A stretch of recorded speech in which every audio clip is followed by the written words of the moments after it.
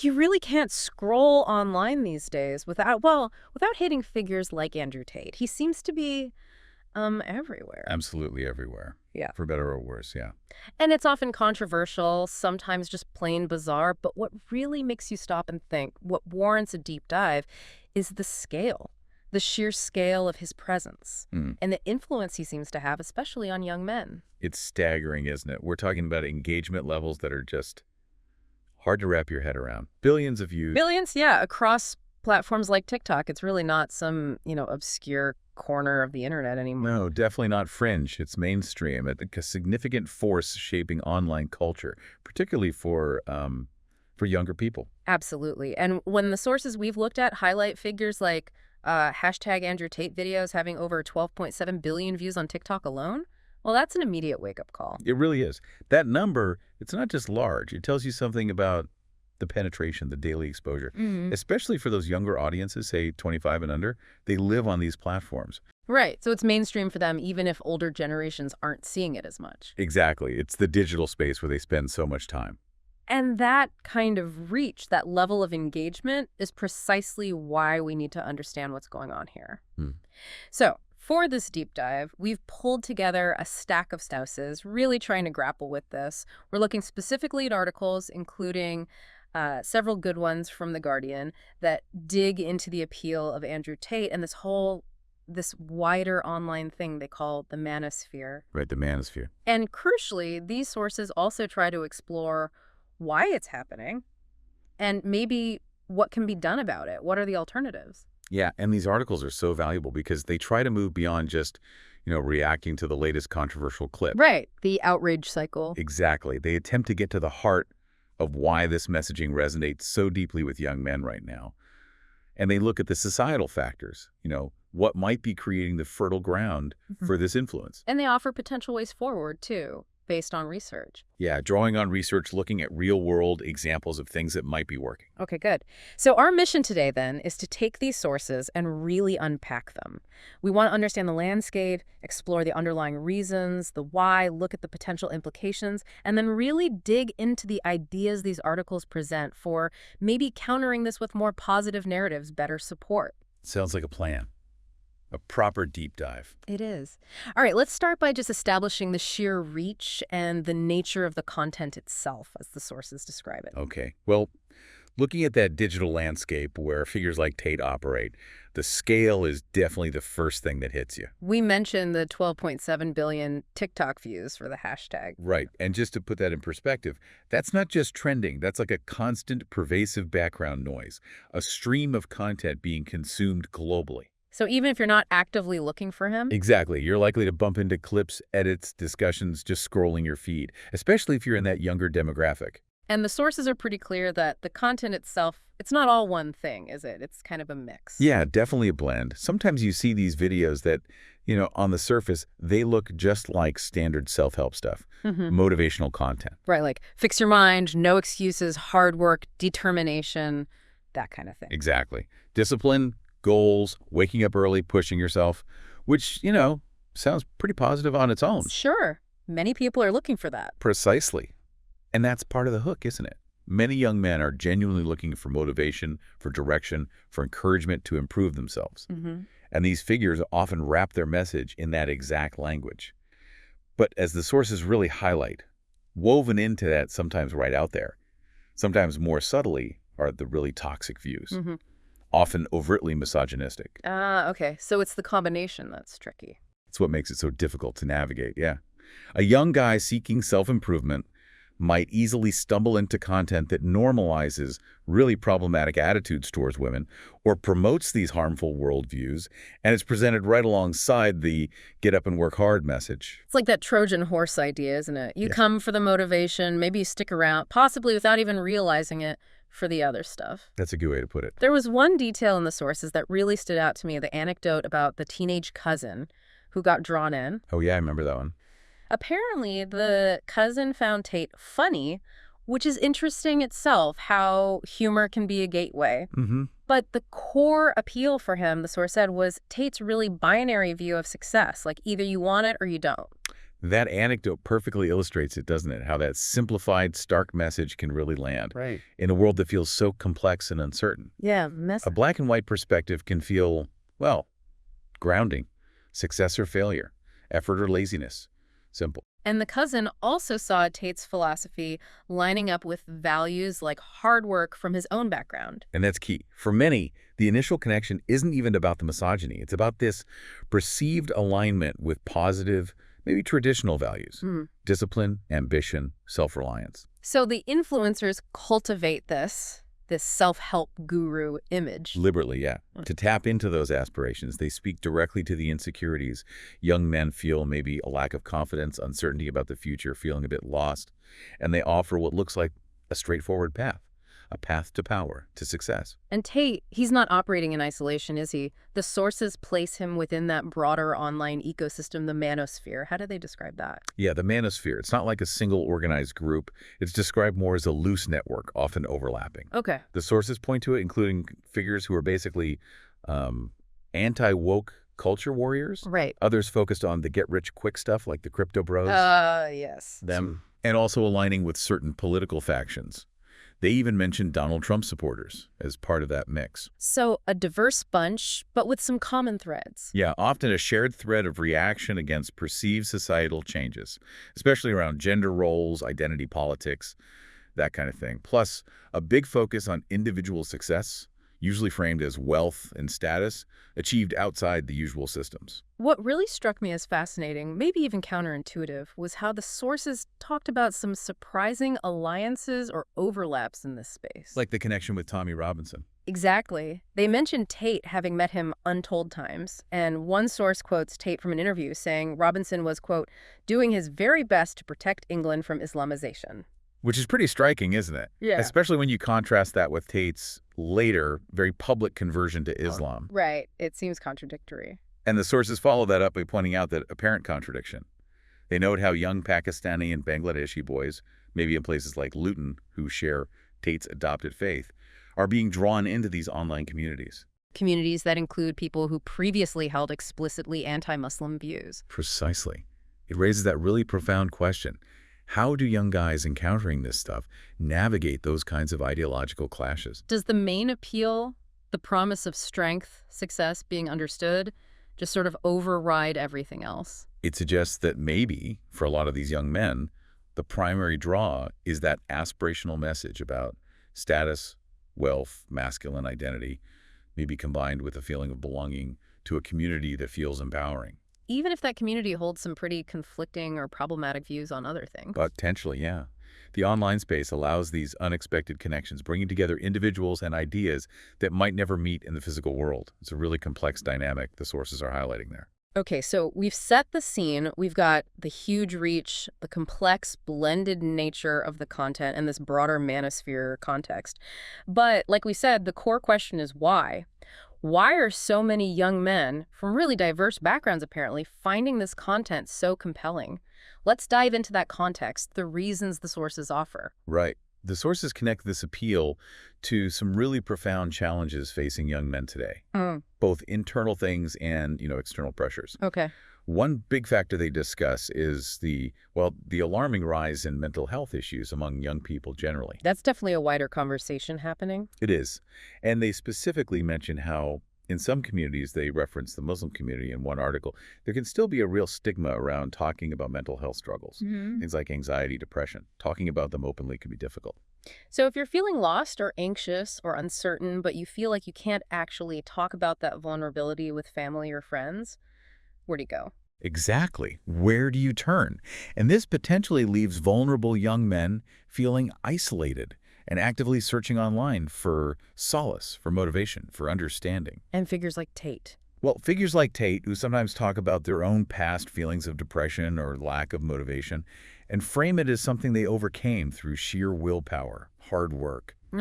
They can seem like they're offering that guidance, that sense of being understood. Even if the approach is maybe simplistic or ultimately harmful. They present this narrative of taking control, in a world that maybe feels really out of control for these young men. The sources also mention a deeper kind of existential thing, this feeling that young men lack a clear blueprint for how to be a man now in the 21st century. Yeah, that blueprint idea is really interesting. Traditional social roles, expectations, paths to adulthood, they seem much less defined, or they've shifted dramatically. Leaving guys feeling lost, insecure. Genuinely lost, yeah. Insecure in a new social order where the rules aren't always clear. What does it mean to be a man today? That feeling of lacking a blueprint seems crucial. Past generations maybe had clearer societal expectations, or even like industrial jobs that defined a certain kind of masculinity or adult role. Definitely. Those structures are less rigid now, or in some cases, they've just vanished. So young men are actively searching for a new definition, a guide on how to navigate relationships, work, identity in this like rapidly changing world. They're looking for answers on how to be successful, how to be respected. How to connect with others, yeah. Yeah. And when they don't find those answers easily in their immediate environment, family, school, community, they turn online. Which links directly to the research mentioned in one source, suggesting that a lot of young men feel there's a real lack of strong, positive male role models in society. That research is very telling, isn't it?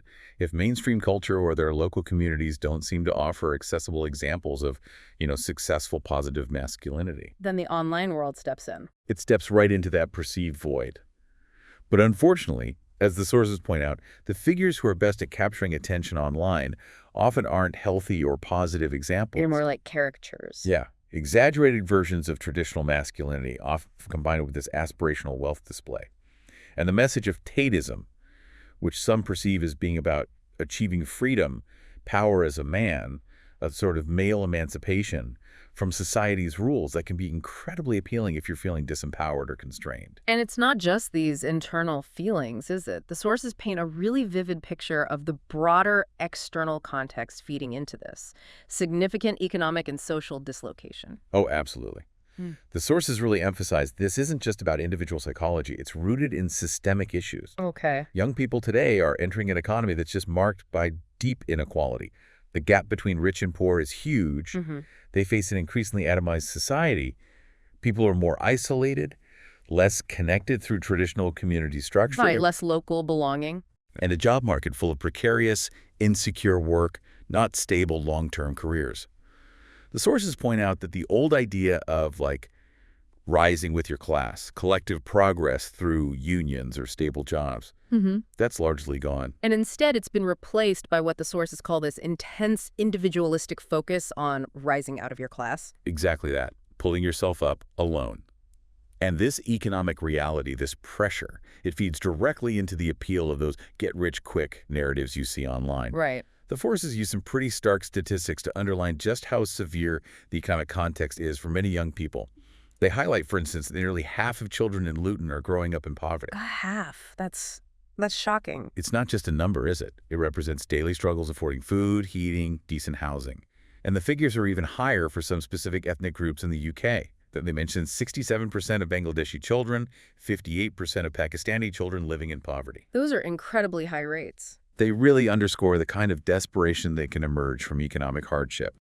And the sources link this back to the long-term impacts of deindustrialization, losing those traditional industries that provided jobs, identity. And also cuts to public services. Yeah, continuous cuts that erode the safety nets, the support structures, especially in working-class communities. And they specifically mention the decline of social infrastructure, too, the loss of actual physical places where young people used to hang out, connect. Yeah, the closure of youth clubs, libraries, community centers.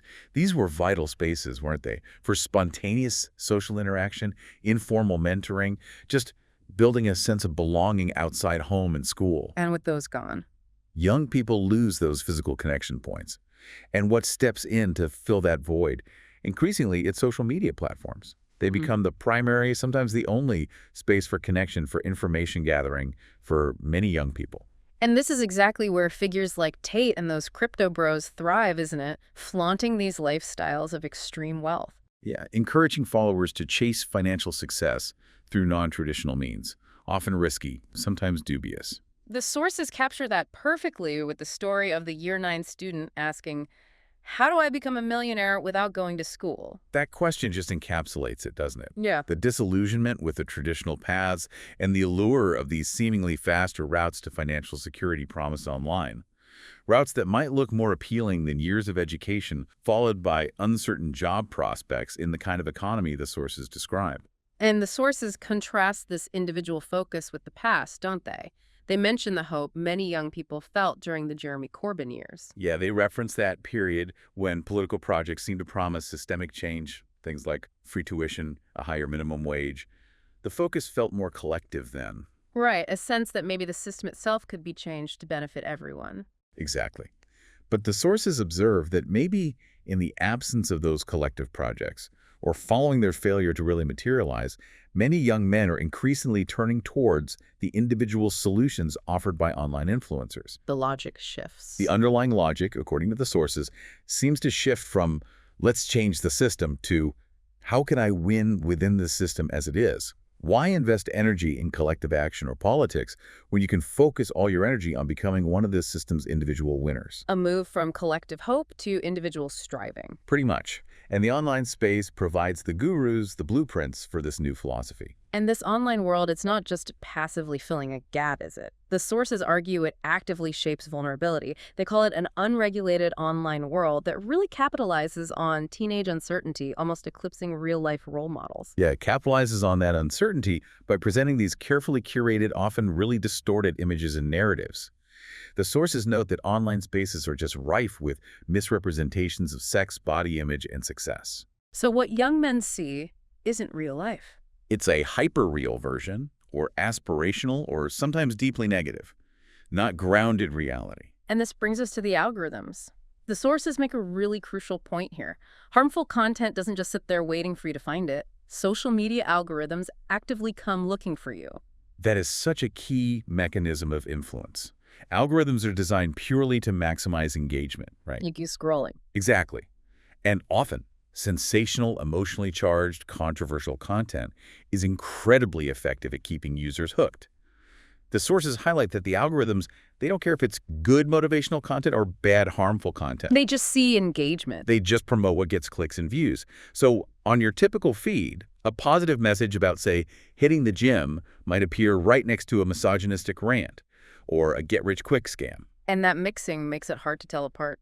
Incredibly difficult, especially for a young user without a lot of life experience or critical thinking skills yet. How do you separate the healthy messages from the harmful ones when they look the same in your feed, served up one after the other? They're essentially being served potentially radicalizing content wrapped up with seemingly okay or even positive self-improvement stuff. And a significant, maybe even central part of this manosphere message, particularly Tate's as the sources describe it, is explicitly rooted in misogyny. We should look at what the sources say about this, just reporting it neutrally.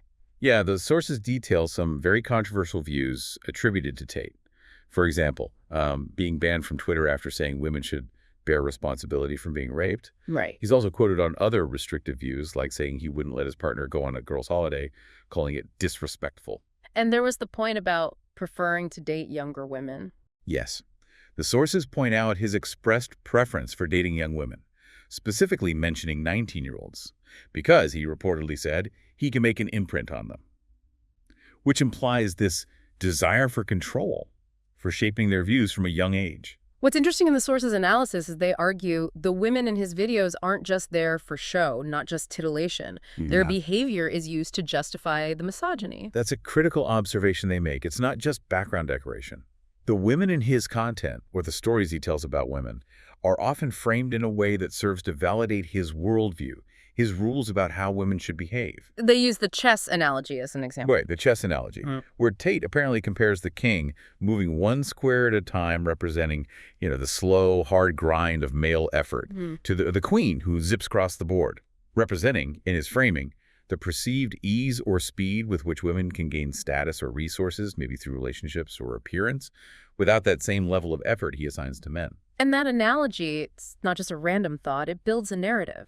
Exactly. A narrative that can justify resentment or restrictive views about women, their place, their perceived advantages. And this all feeds into what the sources describe as a kind of me first, get yours narcissism that's presented as really alluring. It is presented that way. And the sources argue it's especially alluring in a cultural moment where mainstream narratives might be perceived by some young men as constantly telling them to check their privilege. Right. If you're feeling insecure, maybe struggling economically, uncertain. Being told to acknowledge your privilege, maybe for reasons you don't fully get or agree with, can feel like an attack or like a demand for self-denial. So in contrast. In contrast, a message that says, forget all that, just focus on yourself, claim what you deserve, prioritize your own success above everything else. Well, that can feel incredibly validating, empowering even. A very stark individualistic counter-narrative. To messages about collective responsibility or systemic issues, yeah. And we should also just neutrally mention his legal status as presented in the articles. Yes, the sources do note that Andrew Tate has been detained and is, at the time of writing, awaiting trial in Romania on serious allegations, including rape and human trafficking. And they note he denies all allegations. Yes, they mention he denies them, and has also publicly pledged to start a charity to support men who've been falsely accused. Reporting that, as the sources do, is just part of presenting the full public context around him. Okay, so we've mapped out the widespread influence. We've really dug into the complex reasons why young men are drawn in insecurity, economics, social change, the online world itself, specific messaging. Now let's shift to the broader implications the sources discuss, including potential political shifts. Right. The sources argue pretty strongly that there seems to be an increasingly visible pipeline, a connection between this kind of online influence from figures like Tate, the Manosphere generally, and shifts in political alignment, particularly towards right-wing voting. They point to examples from the U.S. Yeah, notably from recent U.S. elections, like the statistics showing a really significant percentage of Hispanic voters. I think it's 46% choosing Donald Trump, which was a big jump, like 14 points up from 2020. Wow, that's substantial. And modest gains among black men, too. Documented modest gains there as well, yeah. Those U.S. trends are cited as potential indicators, maybe warnings, of how these online cultural shifts could translate into real-world voting patterns. And then they bring it back to the UK. They bring it back to the UK context, suggesting that maybe progressive parties have sometimes taken the votes of ethnic minority communities a bit for granted. Assumed historical alignments would just hold. They challenge that by noting that while Brexit is often framed as, say, a white working-class thing, actually very diverse towns and cities like Luton, Bradford, Birmingham also voted to leave the EU.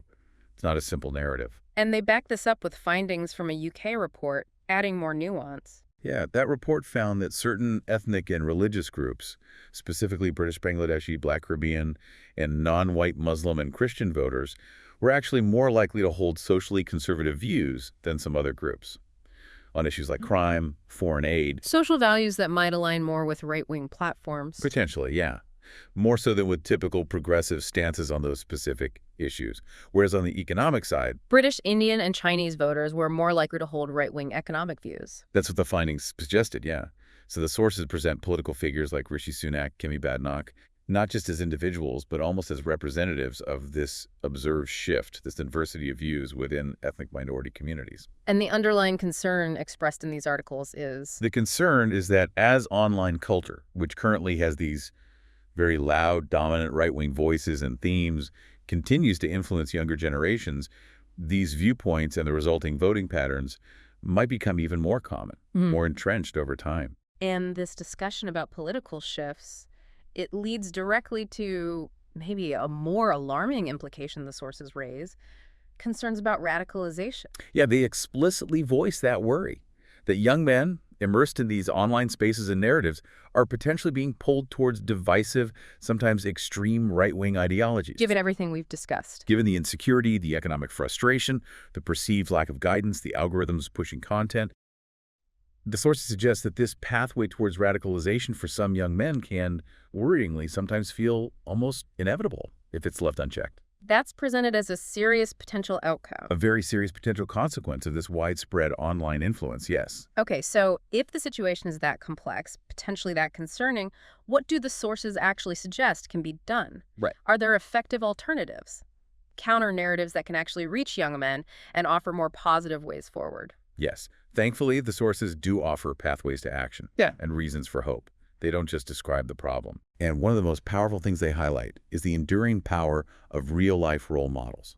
People actually present in young men's lives. That research finding was striking that for a majority, a full 50%, their biggest role model is their father. Yeah. And for another significant group, 20%, it's a male teacher. That data is really reassuring, actually, and quite important, isn't it? It's incredibly important because despite the seemingly overwhelming noise online, the people physically present family, educators, they still hold immense influence. So what can they do? Well, the sources suggest that simple, consistent acts from these real-life role models can be profoundly impactful, maybe even more potent than those curated, often artificial online narratives. Like what kind of acts? Simple things, really. Putting down phones, being truly present when you interact, engaging in shared activities, playing, going for walks, having open conversations about choices, about values, about challenges, and just offering consistent, non-judgmental support. It's a powerful reminder that just human connection, that tangible presence, it really counts. It absolutely does. It provides a kind of stability, a genuine care that online interactions often just can't replicate. And building on that idea of connection, the sources also stress the crucial role of community, real, physical community. They give that specific example from Luton, right? Marsh Farm Outreach. Yes, and it's presented as this really hopeful alternative model of self-help and empowerment, but one based on collectivism, on face-to-face interaction, directly countering that individualistic online approach. And the concrete example was transforming that derelict farmhouse. Yeah, turning this old, derelict 17th century farmhouse into a thriving community hub with actual activities. It's like the DJing academy for kids excluded from school, establishing the Black radio station, opening a restaurant and bar for jobs and social space. Exactly. It's about creating physical places where young people can connect, learn skills, find a sense of belonging, get support from people who are actually in their community. And the sources frame this as vital because, because young men in places like that don't really believe heroes in Westminster are going to save them. Pretty much. The focus shifts to building resilience and opportunity right there, locally. Yeah. Actively working to bring young people out of potentially harmful online echo chambers and into supportive physical communities. Which leads us naturally to another critical institution the sources talk about, education. Can schools really play a significant role here? The sources argue very strongly that yes, schools have this vital, maybe often untapped potential to help young people navigate the very challenges that make them vulnerable in the first place. Challenges around identity, purpose, relationships. Making informed choices in the digital age, yeah. They suggest that just carving out meaningful time in the curriculum for open, honest discussion about these topics is invaluable. Things like teaching positive masculinity alongside feminist thinking, not as opposites, but to help kids understand complexity. Exactly. Helping students understand gender, roles, respect in a nuanced way, and offering specific courses that tackle modern realities head-on. Identity formation, online spaces, risks like porn addiction, recognizing toxic gender stuff online, and critically, understanding the influence and tactics of online figures. So giving them the tools to navigate. The tools they absolutely need to critically evaluate the flood of messages they get online every single day. However, there's always a however. There is. The sources are also realistic about the challenges in the current education system, particularly in the UK state sector where most kids are. Right. RSC relationships and sex education, it's compulsory, but it's often described as fragmented, sometimes shoehorned into really limited time slots, like a brief tutor period here and there. And maybe delivered by teachers who haven't had specific training for these really complex, sensitive subjects. Precisely. That's a huge issue. And PSHE, personal, social, health, and economic education, which covers so many of these vital life skills, often gets way less curriculum time than expert bodies recommend. It's seen as less important than, say, maths or English. Often, yeah. Despite its crucial role in actually preparing young people for life in the world today. So the sources are calling for systemic reform, not just tinkering. Absolutely. A clear call for systemic reform. They emphasize that while, sure, some well-resourced private schools might be doing a better job, this needs to happen across the entire state sector. It's not something individual schools or teachers can fix alone? No. It's presented as a society-wide issue needing a coordinated solution, led by government. They specify key things: clear expectations for the curriculum on these topics, protected time in the timetable specifically for RSE and PSHE, proper dedicated teacher training so educators feel equipped and confident. And financial support for schools to actually do it. And the funding to make it happen effectively, yeah. This kind of systemic approach is needed to ensure all children get the education they need to build healthy relationships, understand their identity, and navigate the online world with resilience and critical thinking. And underpinning this whole educational push, the sources emphasize being proactive. Parents and schools. Strongly proactive. Forcefully proactive, even. The sources argue we have to be teaching boys about mutually respectful sex, relationships, consent, healthy gender dynamics before they get flooded with harmful stuff online. Not waiting until they're 13 and have already learned it elsewhere. Exactly. Waiting until then, when they might have already absorbed damaging messages from who knows where online, is just too late. It requires intentional early education, both at home and in the classroom. Okay. And finally, there's a really powerful thread running through all these sources, isn't there? The idea that to counter this influence effectively, we absolutely must understand why. Why young men are drawn to figures like Tate and his message in the first place, not just dismiss it. That understanding is presented as the absolute bedrock, Yeah. a necessary foundation for any effective intervention, any counter-narrative. If we just condemn the content without acknowledging the genuine feelings, the insecurity, the economic pressures, the search for identity, for belonging that make young men susceptible, We lose them. we close off any possibility of actually connecting with them or offering meaningful alternatives that might resonate. And that understanding allows you to engage with them on their terms, meet them where they are. Speak to them in language they recognize, yeah. Yeah. Even about difficult topics, that genuine connection seems paramount. It really does. It's about validating their feelings, their challenges, while gently guiding them towards healthier ways of addressing those things, building trust. So positive messages actually stand a chance against the powerful narratives online. Exactly. Well, this has been a really deep and I think incredibly important dive, pulling together insights from these sources to try and understand a complex, pressing issue affecting young men today. It really feels like it. We've explored the staggering scale of this online influence Tate, the Manosphere. We've examined the deep-seated reasons why it resonates, mental health challenges, lack of guidance, economic hardship, social changes, the online world itself, algorithms, harmful messages. The whole mix. And we've looked at the potential broader political implications and, importantly, the avenues for positive change. The sources highlight the power of real-life role models, community, and the absolutely critical role of comprehensive education. And understanding these dynamics, it isn't just academic, is it? It feels fundamental for navigating the modern digital world, and crucially, for effectively supporting and guiding the young men in our own lives. Absolutely.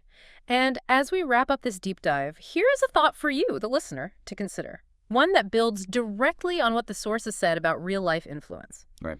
Given that the research suggests real-life role models, fathers, teachers still hold significant sway, and that young men often turn online because they're actively looking for guidance they feel is missing, what specific everyday actions could you, in your own interactions with young people, whether they're family, students, people in your community, what could you take to offer that positive guidance, to help provide a real-world anchor against some of those potentially harmful online narratives? That really brings it down to our personal interactions, doesn't it? It really does. Something to think about.